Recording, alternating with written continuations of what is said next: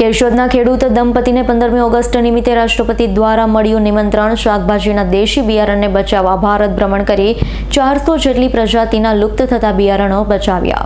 કેશોદ શહેર માટે ગૌરવ આપતો પ્રસંગ બન્યો છે, જેમાં કેશોદના ટીટોડી ગામના વતની ભરતભાઈ નસીત અને મીતાબેન નસીત દંપતીને રાષ્ટ્રપતિ દ્વારા નિમંત્રણ આપી આગામી 15મી ઓગસ્ટ નિમિત્તે ઉપસ્થિત રહેવા વિશેષ આયોજનમાં સહભાગી થવા આમંત્રણ આપવામાં આવ્યું છે.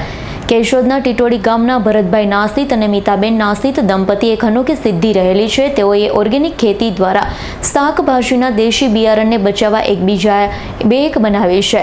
કેશોદના ટીટોડી ગામના નસીત દંપતી દ્વારા ભારત ભ્રમણ કરી 400 જેટલી પ્રજાતિના લુપ્ત થયા બિયારણને બચાવવા ભગીરથ કાર્ય કર્યું છે.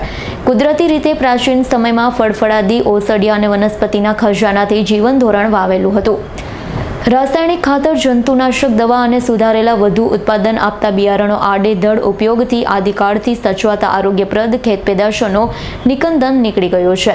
કેશોદના ટીટોડી ગામના નસીબ દંપતી દ્વારા 26 રાજ્યોમાં પ્રવાસ કરી ડુંગરાળ પ્રદેશમાં આદિવાસી વિસ્તારમાં પહોંચી ફૂલ, છોડ, વનસ્પતિ અને વૃક્ષોની ઉપયોગિતા, ઉછેર અને માવજતની માહિતી એકઠી કરી 400 જેટલી પ્રજાતિના લુપ્ત થતા બીજ એકઠા કરી બીજ બેક મારફતે વિતરણ અને સમગ્ર માહિતી આપવાનું અનોખું કાર્ય કરવામાં આવી રહ્યું છે.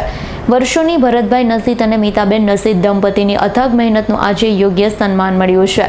ભારત દેશના મહામહિમ રાષ્ટ્રપતિ દ્વારા 15મી ઓગસ્ટ નિમિત્તે યોજાયેલા ખાસ આયોજનમાં ઉપસ્થિત રહી સહભાગી બનવા આમંત્રણ આપવામાં આવતા નાનકડા એવા ટીટોડી ગામ અને કેશોદ શહેરમાં ગૌરવની લાગણી સાથે ખુશી વ્યાપી ગઈ છે. કેશોદના ટીટોડી ગામના ભરતભાઈ નાસીત અને મીતાબેન નસીત દંપતી દિલ્હી ખાતે પહોંચી ગયા છે. રાષ્ટ્રપતિના મહેમાન બની કેશોદને ગૌરવ અપાવ્યું છે. રાવલિયા મધુનો રિપોર્ટ, S9 ન્યૂઝ, કેશોદ.